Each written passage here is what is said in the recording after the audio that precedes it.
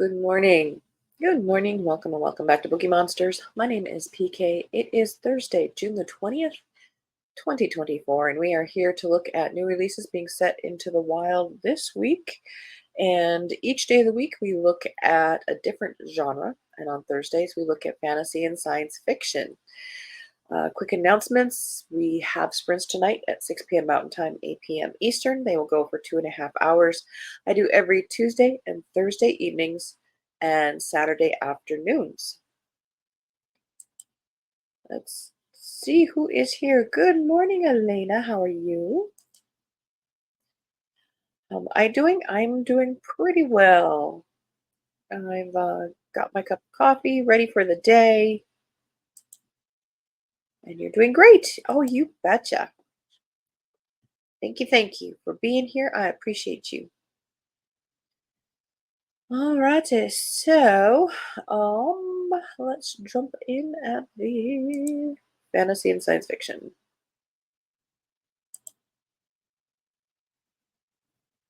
I think that one was pretty.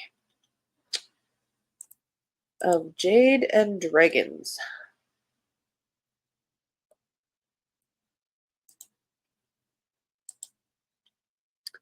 by Amber Chen. This is first in the Fall of the Dragon series, apparently a series.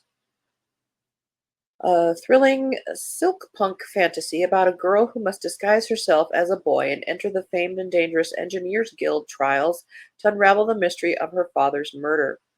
18-year-old I Aihui Aihui Ying, I apologize, dreams of becoming a world-class engineer like her father. But after his sudden murder, her life falls apart, left with only a journal of her father's engineering secrets and a jade pendant snatched from the assassin. A heartbroken Ying follows the trail to the capital and the prestigious Engineers Guild, a place that harbors her father's hidden past. Determined to discover why anyone would threaten a man who ultimately chose a quiet life over fame and fortune. Disguised as her brother, Ying manages to infiltrate the guild's male-only apprenticeship trial, with the help of an unlikely ally, Aogiya Yingyang, the taciturn eighth prince of the High Command. With her father's renown placing a target firmly on her back, Ying must stay one step ahead of her fellow competitors, the jealous guild masters and the killer still hunting for her father's journal. Complicating everything is her increasingly tangled relationship with the prince, who may have mysterious plans of his own. The secrets concealed within the guild can be as deadly as the weapons they build, and with her life and the future of her homeland at stake, Ying doesn't know who to trust. Can she avenge her father, even if it means going against everything he stood for, or will she be next in the mastermind's line of fire?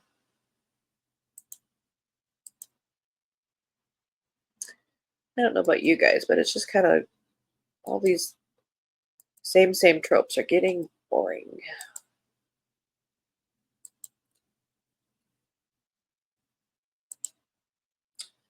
Rake's Fall by Vajra Chandrasekhara. Sakura.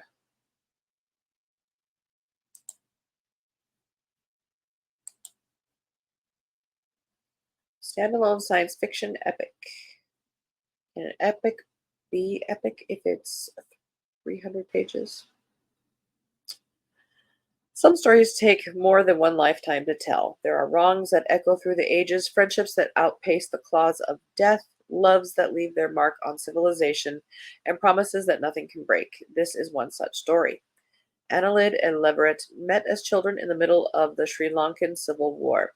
They found each other in a torn-up nation, peering through propaganda to grasp a deeper truth.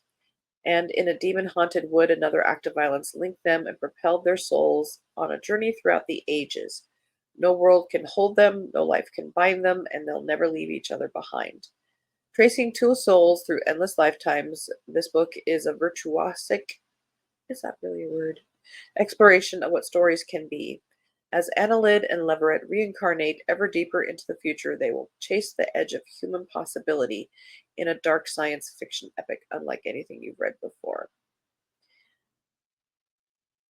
But for a science fiction-y, speculative fiction-y thing, the cover is screaming fantasy.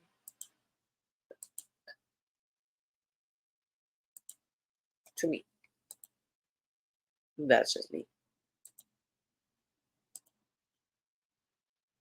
Let's get the marketing team on that. The Cautious Traveler's Guide to the Wastelands, a novel by Sarah Brooks.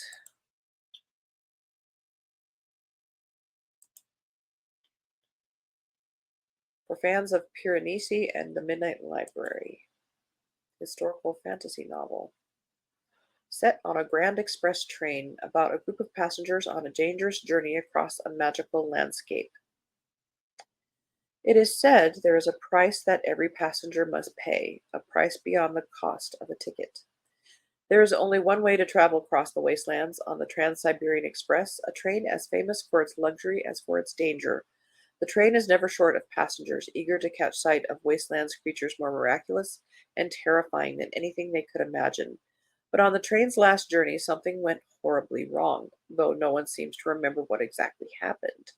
Not even Zhang Weiwei, who has spent her life on board and thought she knew all of the train's secrets. Now the train is about to embark again with a new set of passengers.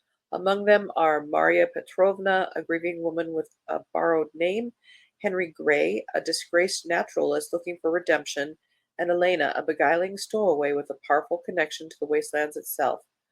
Weiwei knows she should report Elena, but she can't help but be drawn to her. As the girls begin a forbidden friendship, there are warning signs that the rules of the wastelands are changing, and the train might once again be imperiled. Can the passengers trust each other as the wildness outside threatens to consume them all? That sounds very intriguing.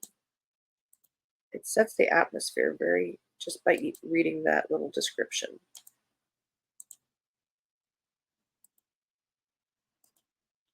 The Girl Who Kept the Castle by Ryan Groudon. Nevermore meets Howl's Moving Castle. They have to do that in every book.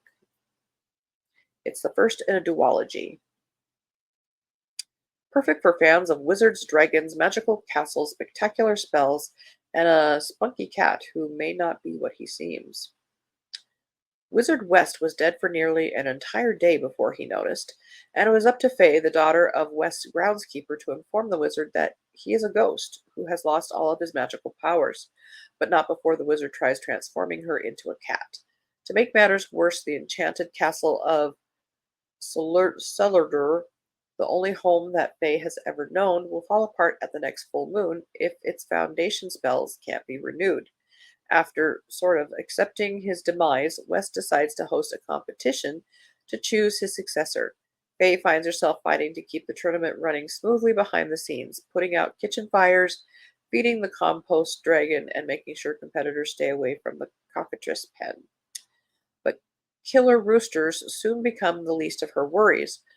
A servant of the evil Shadow Queen has sabotaged the contest, set on destroying not just Celardur, but the entire kingdom of Solemn. It is up to Faye to stop him, but she'll need more than a mop. Will a maid's magic be enough to save everything she loves from utter destruction? What would have happened if Hunger Games was never written and nobody knew how to write a fantasy sci-fi book? All these competitions. Cloak of the Vampire by Sapir A. Englard. First in the Cloak of the Vampire series. Eileen Henderson's unassuming life conceals a dark past. Outside of work, she hides behind her larger-than-life best friend Cassidy, whose constant need for attention suits Eileen and her secrets just fine, until the night Eileen dies. Awakening to a new world of brutality, bloodlust, and betrayal, Eileen plots revenge against Ragnar Rain, the monster who cursed her with the imprint, the demon who turned her into a vampire, the man whose eyes haunt her dreams. She's going to make this vampire lord regret the day he kissed her with the curse of immortality and made her his, if she can survive the auction and resist temptations of the flesh. Oh my.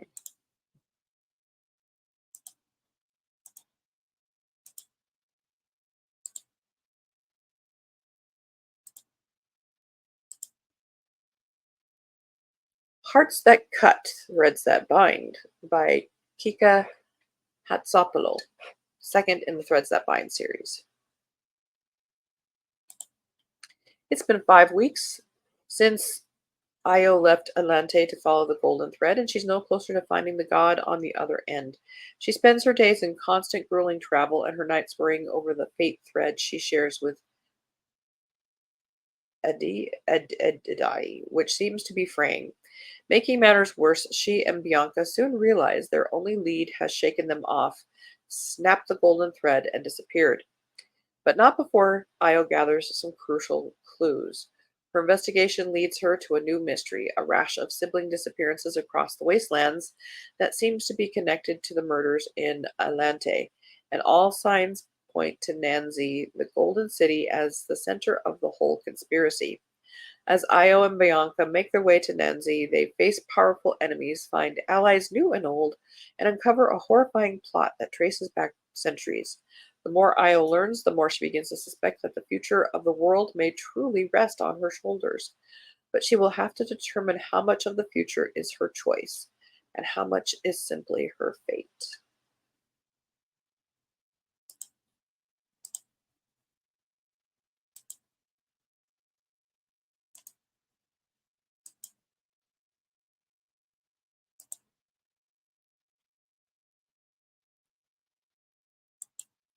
The Runes of Engagement by Tobias Buckle.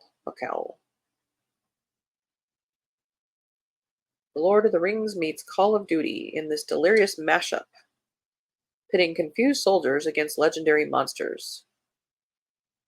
No one could have prepared for the day when orcs, trolls, and dragons fell from the portals in the sky. Neither could they. But now a very tough but not quite prepared platoon of Marines is trapped on the wrong side. The enchanting world looks like Middle Earth, but to the dismay of even the geekiest soldiers, it's nothing like it. While the Marines fend off dangerous, improbable, and very rude assailants, their mission is to escort a very important princess who could broker a crucial strategic alliance between worlds. What could possibly go wrong? And I forgot to click on it. This was the book we were talking about.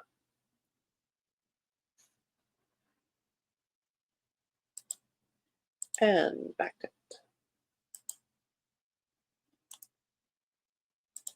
Patricia Briggs has a new one. Oh, somebody was talking about this, I think on Discord. Winter Lost, 14th in the Mercy Thompson series. Mercy Thompson, car mechanic and shapeshifter,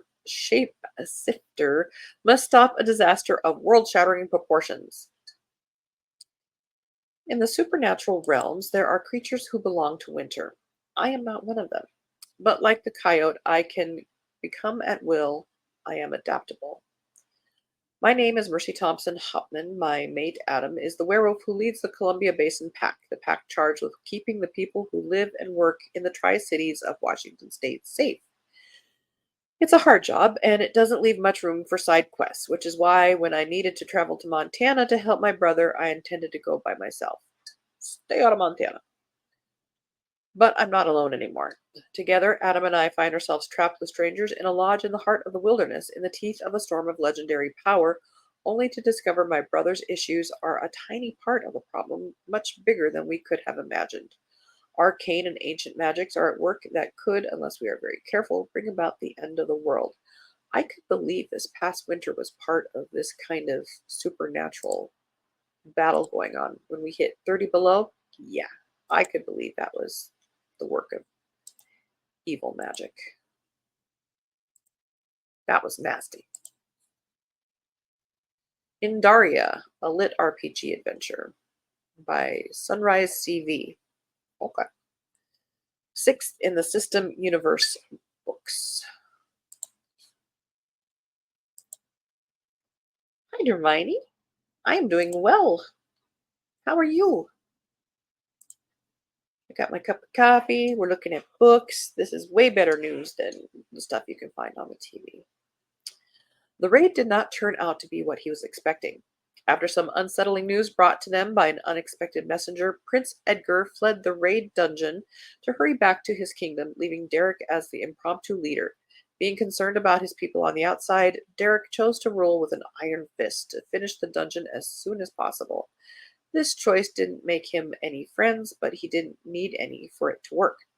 By taking the strongest to battle, he was able to lead the remaining party members to a successful dungeon completion, though not without casualty. Things are never easy. On their way out of the dungeon, Derek and Sylvie were abducted by a strange elf of unknown power.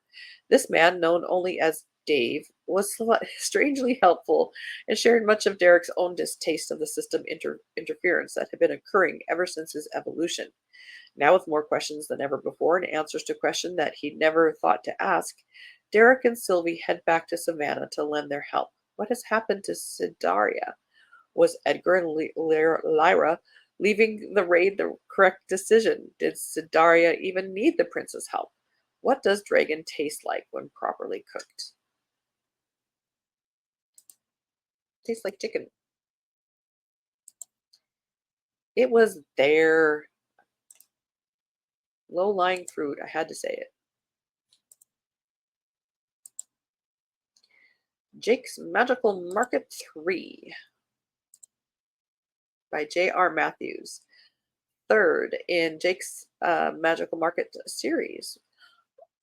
1,166 pages. This person had something to say for the third time. This is the exciting conclusion. Last time we saw Jake, he was redacted to avoid spoilers with redacted. In order to travel to redacted, he had finally learned redacted and redacted. He was just starting to redacted. So join him now on his new adventure as he redacted. Okay, no spoilers allowed, but be prepared for a life-changing, world-spanning, time-twisting conclusion to Jake's story. Lessons will be learned, maybe. New powers will be gained, definitely. Worlds will be explored, cool. Time will be tamed, is that even possible? And adventures will be adventured. Yes, that's the right way to say that. Don't worry about it. You won't want to miss this one, because it's going to be epic. It's so snarky. I think I like it. 166 pages. Wow. One must look. Ooh, sorry about that. Are they all that much?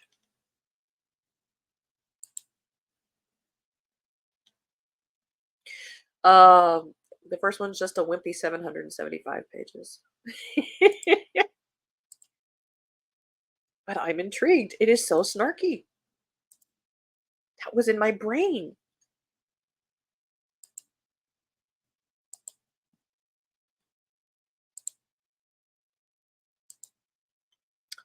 Shadows and Storms, an epic romantic fantasy, a romantasy, if you will.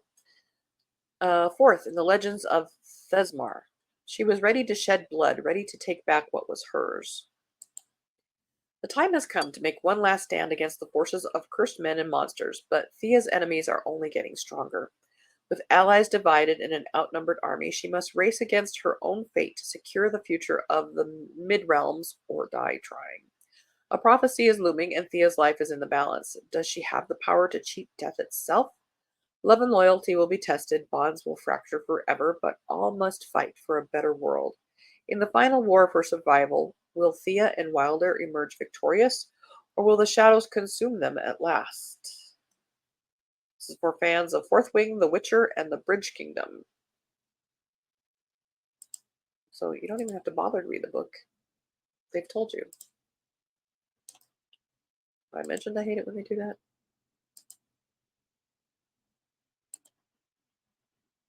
And that authors can't write original things. Okay, let's move on. The God's Undoing by Mark Tufo.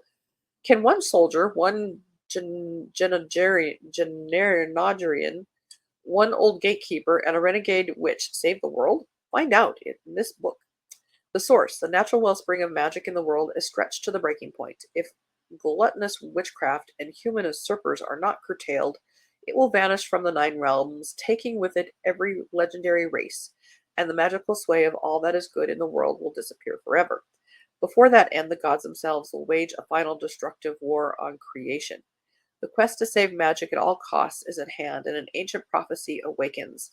An unlikely and unwilling hero emerges, Michael Talbot.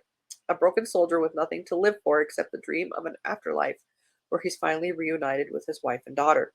Allies from throughout the Talbot universe rally to his side, and new friendships are formed, though agendas may not align. Talbot finds himself thrust onto a path he would never have chosen, and as the magical world rises to its own defense, the world becomes rife with cruel foes, monsters, and deadly forces no human can guard against. So, maybe not. I'm no human.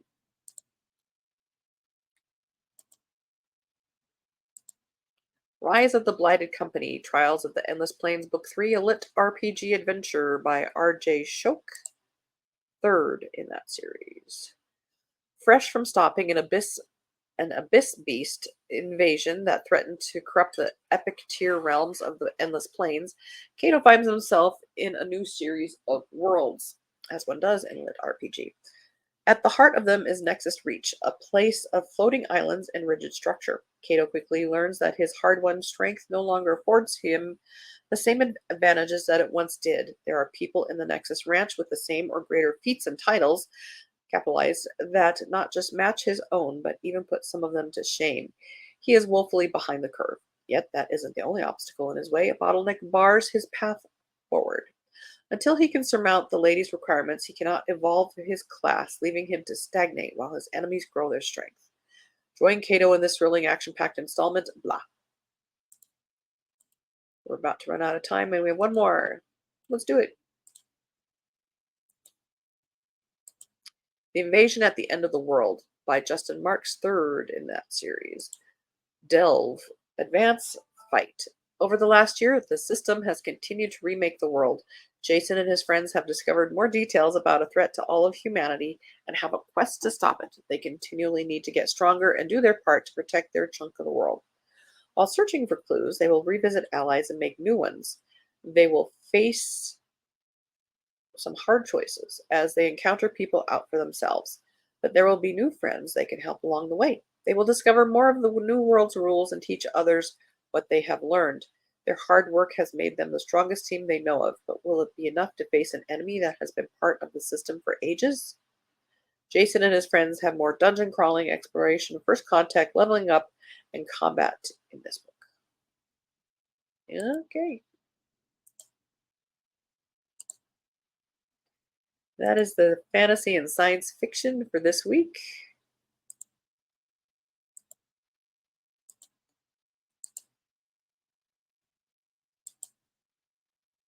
Awesome. All right, guys. We do have sprints tonight at 6 p.m. Mountain Time, 8 p.m. Eastern. I do them every Tuesday and Thursday evenings and Saturday afternoons. Tomorrow we'll be looking at some more historical mysteries because I am hosting the Midsummer Hist Mist. And if you are new to historical mysteries, this will give you some ideas, maybe show you some authors. I love historical mysteries, and I love to spread word about it. Hope you have a good Thursday. Hope to see you tonight. Please like the button. Please tell people about us. We would love to grow. And I hope that you are reading good books and take care of yourselves today. And as the banner says, don't be a bookworm, be a bookie monster. Nom, nom, nom. Have a good day and God bless.